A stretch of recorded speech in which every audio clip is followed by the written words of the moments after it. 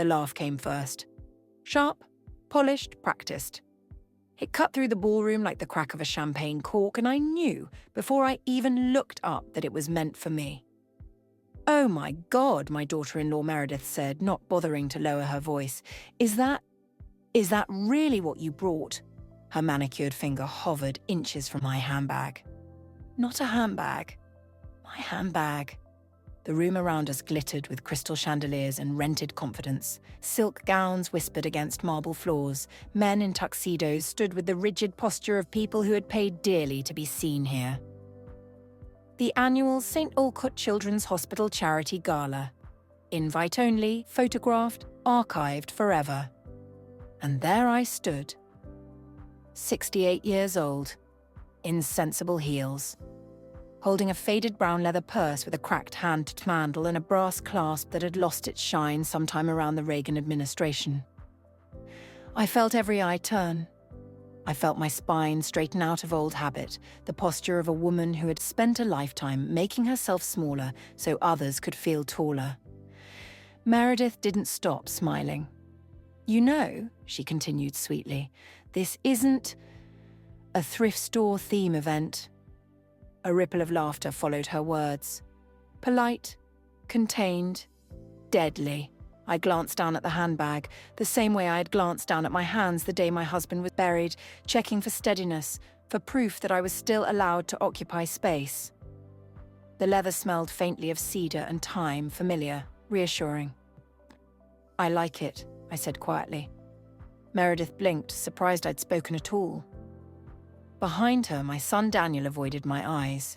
He adjusted his cufflinks instead, the platinum ones Meredith had bought him with money she liked to call their success.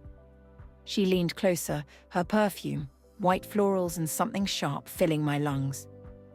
"Honestly," she whispered, not softly enough, "you're embarrassing us." And just like that, something inside me cracked, not loudly, not dramatically, but cleanly. The years before I became furniture. There was a time when Daniel used to run into my arms so hard he knocked the breath out of me. A time when my opinions mattered, when my cooking anchored holidays, when my name was spoken with warmth instead of tolerance. I raised him alone after his father died. Heart attack, grocery store aisle, age 42. I went back to work at 50, stitched hems at night, skipped doctor appointments, wore the same winter coat for 17 years. I taught Daniel that dignity mattered more than appearances. Somewhere along the way, he forgot. Meredith didn't forget anything, she curated. Her life was a sequence of acquisitions, degrees, connections, homes, people. She collected status the way others collected stamps. And when she married my son, she inherited me too. Like an end table you can't throw away because it's sentimental. At first, the comments were small. "You don't need to come, Mom, it's kind of loud. We'll just get you something simple. You don't really care about brands, right? You should probably sit this one out." And I did. Because that's what mothers like me were trained to do. Yield. Smile. Be grateful for inclusion, scraps. Until tonight. The handbags wait. The auctioneer stepped onto the stage, tapping the microphone. "Ladies and gentlemen, thank you for supporting St. Olcott's. Tonight's anonymous benefactor has made it possible for us to open an entirely new pediatric wing." Applause erupted. Meredith clapped enthusiastically, already angling herself for the cameras. I felt the familiar weight in my hand shift slightly as I adjusted my grip on the purse. Not the leather, the contents. Hidden behind a false lining, wrapped in archival silk, protected by a mechanism I designed myself decades earlier when I was still a woman who understood leverage. A small, impossible thing. A relic that museums had fought over quietly. A piece that governments had ensured in whispers. A secret that had paid for this entire evening. Meredith leaned in again. "Please," she said, her smile tightening. "At least put it under the table. People are staring." I looked at her then. Really looked. At the borrowed confidence. At the hunger behind her eyes. At the way she mistook loudness for power. And in that moment, standing in the center of a room that had decided I was nothing, I felt something colder than anger settle into my bones. Clarity. I had spent decades protecting everyone else's comfort, and not one of them had protected mine. The decision. I could have left. I could have apologized. I could have folded myself back into the shape they preferred. Instead, I reached into my handbag. Meredith's eyes widened, alarm flickering across her face. "Don't," she hissed. But it was too late. My fingers brushed against silk and history and consequence. The auctioneer continued speaking. "And we are honored to announce that tonight's final item is not a purchase, but a revelation." The room stilled. I stepped forward. He looked at me confused. So did everyone else, including my son, including Meredith. I felt the leather strap slip from my shoulder as I placed the handbag gently on the stage. The click of the brass clasp echoed louder than it had any right to. And for the first time in years, every single eye in the room was on me. The silence after the clasp clicked shut was so complete I could hear my own pulse. The auctioneer stared at me as if I'd wandered onto the stage by mistake. His smile faltered, trained, professional, but fragile. "I'm sorry, Mom," he said gently, the way men speak to women they assume are confused. "Are you with the staff?" A few chuckles fluttered through the room. Meredith exhaled in relief, already preparing her next line. I didn't answer him. Instead, I opened the handbag. Not all the way. Just enough. A breath of air escaped the purse, cool, old, and faintly metallic, like the inside of a locked room that hasn't been entered in a century. The silk lining caught the chandelier light and reflected it back in a dull, antique glow. The auctioneer stopped breathing. He leaned closer. The microphone picked up the smallest sound, the whisper of silk sliding against leather. His face drained of color. He swallowed. "Ladies and gentlemen, one moment, please." Meredith's hand clamped around Daniel's arm. "What is she doing?" she whispered, panic sharpening her voice. "Daniel, make her stop." But Daniel didn't move, because for the first time since childhood, he was looking at me the way he used to, like he wasn't sure who I was anymore. The first time I learned silence is power. People assume women like me are born invisible. We're not. We learn it. I learned it at 24, standing in a climate-controlled archive room at Harrington Blythe, one of the oldest private appraisal firms in the country. I was the only woman on the junior research team, the only one without a last name that carried weight. I had been hired to catalogue minor artifacts, ceremonial spoons, decorative seals, things men thought were harmless. That's how I found it. Tucked inside a misidentified storage crate labelled Miss Cece, European personal effects. The wood was rotted, the nails rusted through. Inside, wrapped in oilcloth and yellowed linen, was an object so rare my hands began to shake before I even touched it. A relic lost to history. A piece tied to empires. A silent witness to fortunes built and erased. I didn't announce it. I didn't call anyone over. I logged it exactly as instructed and kept my mouth shut. 2 weeks later, the crate disappeared. 3 months later, I was quietly laid off. No explanation, no apology. But I had memorized every detail. And years later, after my husband died, after bills piled up, after I learned exactly how disposable loyalty was, I went looking. And I found it. Back in the ballroom. "Security," Meredith hissed under her breath. Why hasn't anyone called security? Because the auctioneer was now fully pale, his hand gripping the podium. He leaned towards the microphone. "Ladies and gentlemen," he said slowly, reverently, We are in the presence of an item of extraordinary historical significance." A murmur rolled through the room. Meredith laughed too loudly. "Oh, come on, this is ridiculous." She looked at me with the same expression she used when correcting a waiter. "Margaret," she said sharply, using my name like a reprimand. "You're making a scene." I met her eyes, and for the first time, I didn't flinch. "This," I said calmly, lifting the silk just enough for the front row to glimpse a corner of aged craftsmanship, "is why I was invited." Gasps, real ones this time. The auctioneer nodded, almost imperceptibly. "Yes," he said. "Yes, you were. The benefactor no one looked for." For years, the hospital had received anonymous donations routed through shell trusts and legacy foundations. Quiet money. Old money. The kind that didn't want its name on a wall. Meredith had assumed, loudly, that it came from someone like her. Someone visible, someone young, someone dressed correctly. She'd even joked once at dinner, swirling wine in a crystal glass. "I bet it's some dusty widow trying to buy her way into heaven." I'd smiled then. I was good at smiling. The auctioneer gestured toward me. "Our benefactor," he said, voice trembling with awe now, "has chosen to remain private until this evening." He paused. "Dr. Eleanor Margaret Hale." My full name rang out across the ballroom like a bell. Daniel's face went white. Meredith's smile froze mid-breath. "Doctor," someone whispered. I inclined my head.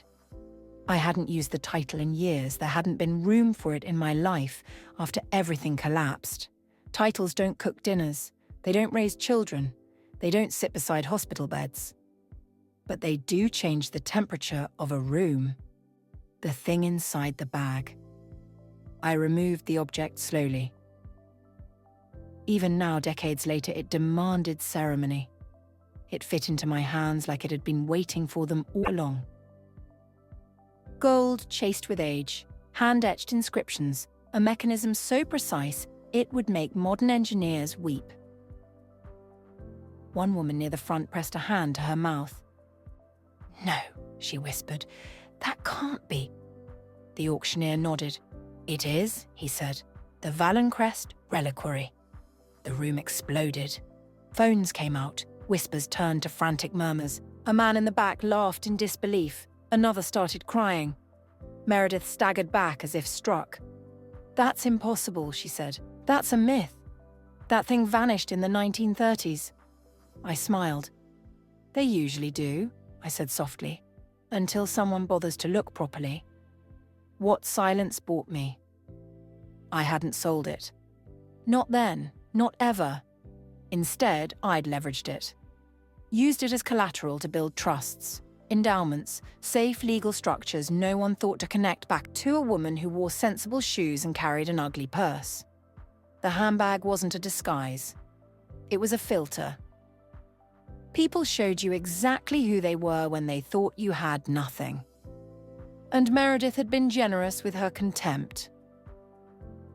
The first crack in her world. The auctioneer cleared his throat. "The estimated value," he said carefully, "is incalculable. Conservatively, several $billion." A sound escaped Meredith that I had never heard before. Fear. She grabbed Daniel's arm again, hard this time. "Daniel," she whispered, "tell them this is some kind of mistake." But Daniel was staring at me like he was seeing the outline of a woman he'd erased from memory. You never told me," he said hoarsely. I looked at my son, the boy I'd sacrificed everything for. "You never asked," I replied. The point of no return. The auctioneer gestured toward the screens behind him. "Tonight," he announced, "the benefactor's contribution will not be auctioned. It has already funded the hospital's expansion in perpetuity." Applause thundered. I stood still. Because I knew what was coming next. Meredith's social circle would turn. Her investors would dig. Her assumptions would collapse. And buried beneath her curated perfection were cracks she had been careless enough to leave exposed. The reliquary wasn't the weapon. It was the opening move. And I had finally stopped yielding. Applause has a strange sound when it isn't meant for you. It rushes past like wind through an open window, loud, exhilarating, and entirely impersonal. I stood on that stage, the reliquary secure in the velvet-lined case the auctioneer had hurriedly produced, and listened as the room celebrated a generosity they had never imagined coming from someone like me. Meredith did not clap. Her hands were locked together at her waist, knuckles white, eyes darting across the ballroom as if calculating exits, social, financial, existential. I recognized the look. It was the same one I'd worn years earlier, standing in a bank office after my husband's death, realizing the polite smiles meant no. The difference was this. I had learned. She hadn't. The ride home. The drive back to their house was silent. Daniel sat rigid behind the wheel. Meredith stared out the window, her jaw clenched so tightly I could hear her teeth grind when the car slowed at a light. I sat in the back seat, my handbag resting in my lap, its familiar weight grounding me. The city lights blurred past, reflections skittering across the glass like nervous thoughts. Finally, Meredith broke. "So," she said, voice sharp as broken crystal, "how long were you planning this?" I said nothing. "That whole poor little old lady act," she laughed bitterly, "was that part of it too?" Daniel flinched. "Meredith." "No," she snapped. "I want to know, because if she's been sitting on that kind of money all this time..."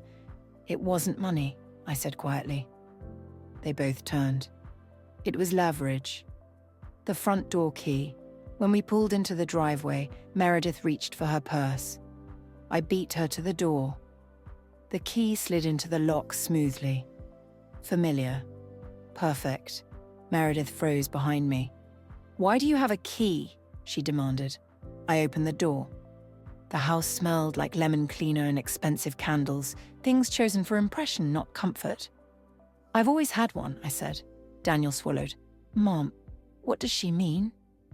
I stepped inside and set my handbag down on the console table, the one Meredith had once told me was too delicate for my things. Then I turned. "This house," I said evenly, "is not yours." The words fell like a gavel. Meredith laughed high and brittle. "That's not funny." "It's not a joke." Daniel looked between us. "Meredith!" She waved him off. "She's confused. This is our house. We bought it 5 years ago." I nodded. "You bought occupancy." I reached into my bag, not for the reliquary this time, but for a neatly folded document, thick with embossed seals. I placed it on the table. The soft thud sounded louder than any applause. The deed they never read. Meredith snatched the papers first. Her eyes skimmed, then slowed, then stopped. Her face drained of color so quickly I thought she might faint. "What is this?" she whispered. "It's the deed," I said. "To the land and the structure." Daniel leaned over her shoulder. His knees buckled slightly as he read. "Owner, Eleanor Margaret Hale. Established via irrevocable family trust. Date, 23 years prior." "But," Meredith stammered, "but we pay the mortgage." "There is no mortgage," I said. There never was. The truth settled heavily into the room. I had bought the land decades earlier, quietly under a trust after my husband's insurance payout and a careful liquidation of assets no one thought I had. When Daniel married Meredith, I had allowed them to live here. Allowed. Not gifted. Not transferred. Not surrendered. Meredith sank onto the bench by the door. "You let us think." "I let you assume," I corrected. "You never asked." The pattern of entitlement. I remembered every moment she'd criticized my clothes, my habits, my presence. Every time she'd said our house. Every renovation she'd ordered without consulting me. Every time she'd hinted, then stated outright that maybe it was time I downsized. She had been preparing to erase me. and she had assumed I was too small to notice. The legal move. "I'm not throwing you out," I said calmly.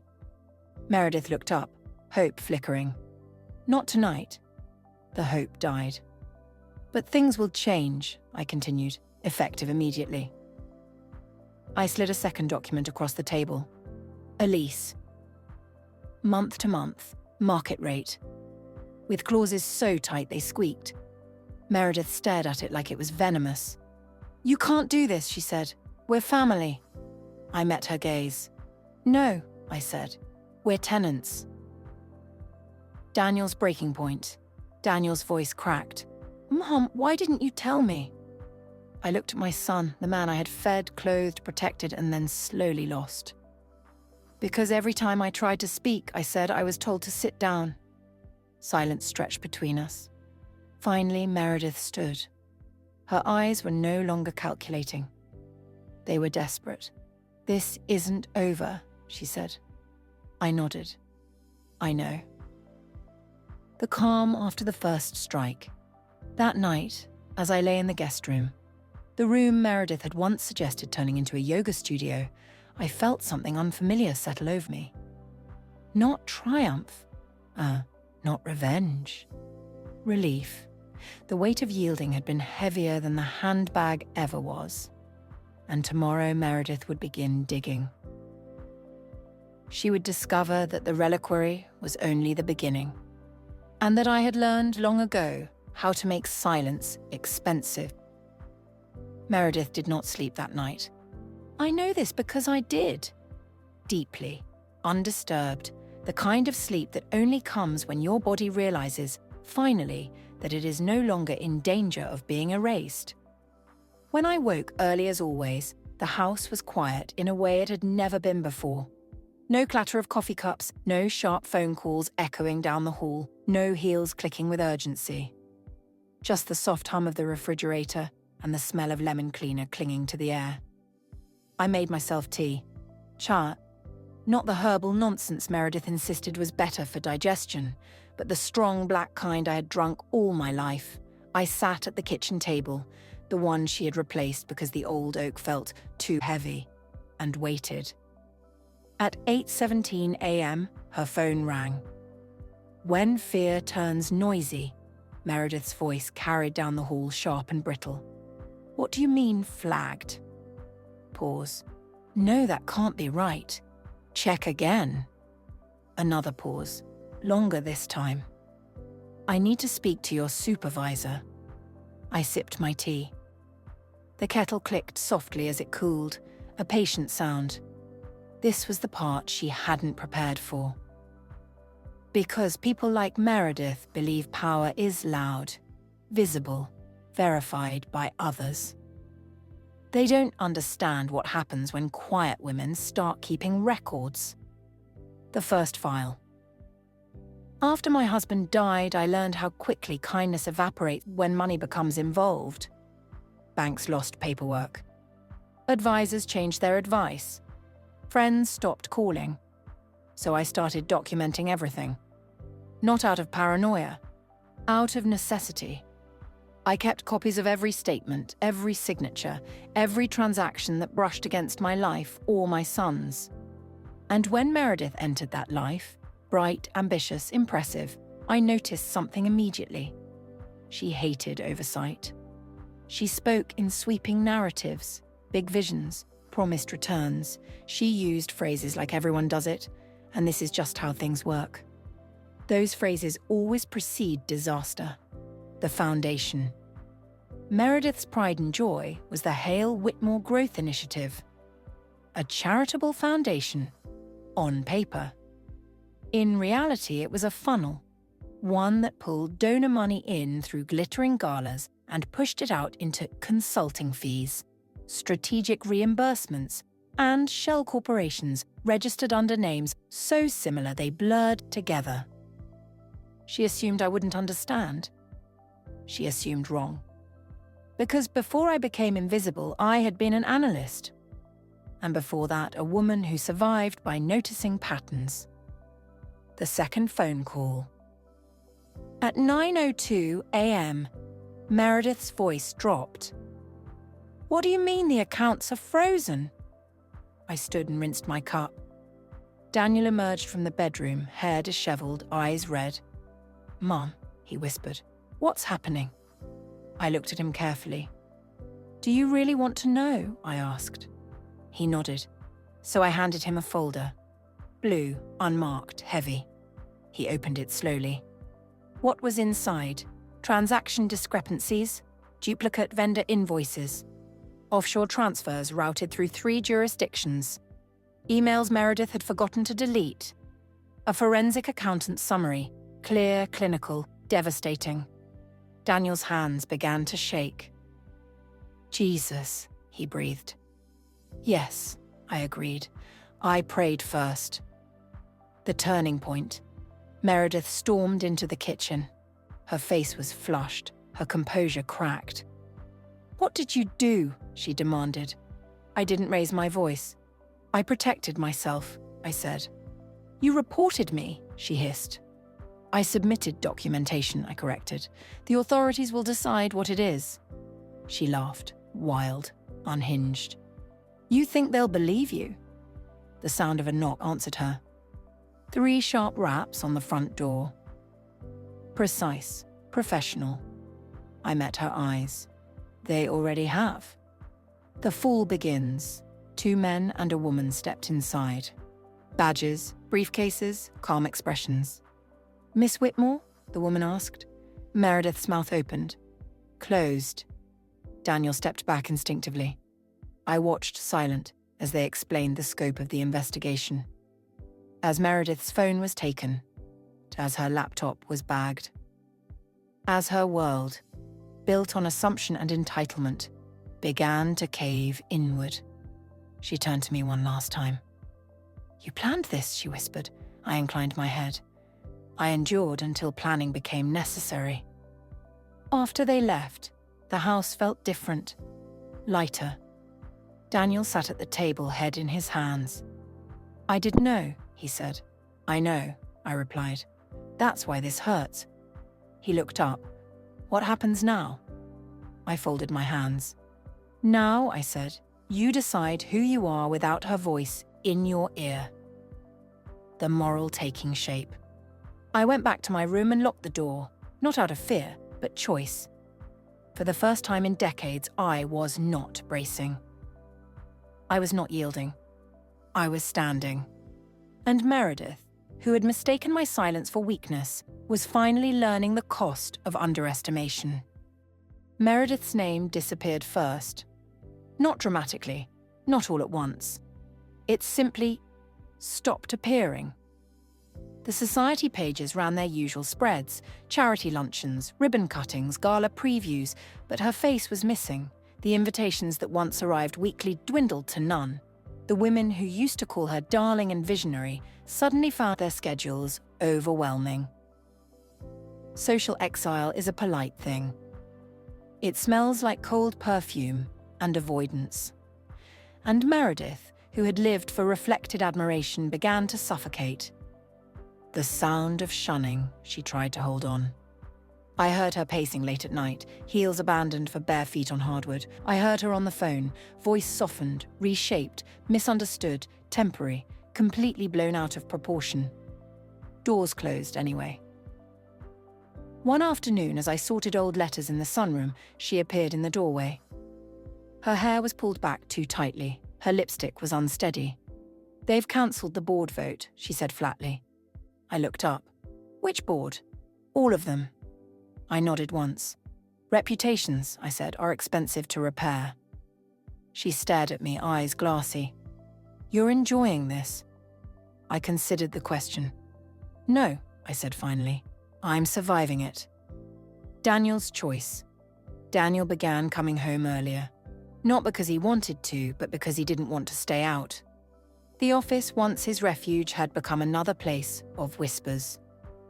He sat across from me one evening, the smell of burnt toast lingering between us. "She wants me to issue a statement," he said. I buttered my bread slowly. "Whose statement?" I asked. "Ours," he said, "as a family." I looked at him then, really looked. the boy who had once trusted me without question. What would it say? I asked. That we stand by her, he said quietly. That we believe in her integrity. I placed the knife down. And would that be true? He swallowed. No. The word cracked something open. The invitation that didn't come. Meredith's final blow came disguised as hope. The Whitmore annual winter ball. For years she'd shared it, her name engraved on plaques, her portrait hung in the hall. The invitation never arrived. She refreshed her inbox until dawn, checked the mail compulsively, called the coordinator twice, then 3 times. Finally, she received a message. Brief, polite, terminal. Due to ongoing considerations, the committee has decided to move in a different direction. She read it aloud to Daniel, voice shaking. They can't do this, she said. I built that event. I spoke from the doorway. So did the donors, I said, and they've spoken. The confrontation. That night, Meredith came to my room. She didn't knock. Her face was bare, no makeup, no armor. What do you want? She asked hoarsely. Money, control, an apology? I met her gaze steadily. I want peace, I said, and boundaries. She laughed bitterly. You already won. I shook my head. No, I said. I stopped losing. The eviction notice. I slid an envelope across the dresser. She didn't touch it. You're serious, she said. Yes. She opened it anyway. 30 days, legally generous, emotionally final. Her shoulders sagged. You'd put your own son out? She whispered. I felt the old ache then, the one that had kept me silent for years. I'm giving him a choice, I said. Something I was never given. The night she left, Meredith packed loudly. Suitcases dragged, drawers slammed, perfume sprayed recklessly as if scent could anchor her status. Daniel stood in the hallway, unmoving. When she reached the door, she turned back. This isn't over, she said. I met her eyes. For you, I said. It already is. The door closed behind her with a soft final click. The aftermath. Daniel sat on the stairs long after she left. I don't know who I am without her, he admitted. I sat beside him. Now, I said gently, you get to find out. Outside, the house exhaled. And for the first time since I could remember, it felt like mine. The house changed after Meredith left. Not in ways you could photograph or post online, but in the subtle language of space. Drawers stayed closed, mirrors stopped reflecting tension. Even the air felt less rehearsed. Daniel moved through the rooms like a guest unsure of his welcome. I let him. Some lessons require silence. The legal reckoning. Meredith's indictment came 3 weeks later. Not with flashing lights or newspaper headlines, those come later, but with a registered envelope and a phone call that made Daniel sit down hard on the kitchen floor. Multiple counts, federal. Fraud, misappropriation, tax evasion. The words landed like stones. She called me, Daniel said later that night, voice hollow. From her lawyer's office. I didn't ask what she said. I already knew. She would have framed herself as betrayed, targeted, unfairly scrutinized. People like Meredith never believe the rules apply until they do. The public unmasking. When the story finally broke, it did so politely. A single column at first. Careful language, alleged irregularities, ongoing investigation. Then the donors spoke. Then the accountants. Then the truth stopped needing adjectives. The same society that had applauded her vision now distanced itself with surgical precision. Photos vanished from websites. Her name was quietly removed from programs. No one defended her. Reputation, I had learned, is only borrowed. Daniel's breaking and becoming. One morning, Daniel found me in the garden. I had dug up the roses Meredith once declared outdated. My hands were dirty, my knees stiff, and I felt more alive than I had in years. I'm filing for divorce, he said. I didn't stop digging. I know, I replied. He exhaled. How? Because, I said, you've been grieving her for weeks. He knelt beside me, pressing his palm into the soil. I should have protected you, he said. I looked at him then. Really looked. You protected yourself, I said. That's how this ends differently. Reclaiming myself, I changed my room. Not out of spite, but intention. The yoga studio became a library. The guest room became mine in truth, not just name. I brought out the things I had hidden away, books with cracked spines, photographs from a life I had lived before becoming invisible. I wore my old coat proudly. And the handbag? I kept using it. Because power that needs announcing is already insecure fires. The final call. Meredith called once more. From a number I didn't recognize. I answered anyway. Her voice was smaller now, tired, stripped of performance. You could help me, she said. I closed my eyes. I already have, I replied, by stopping you. She was silent. I didn't think you mattered, she whispered. I smiled sadly.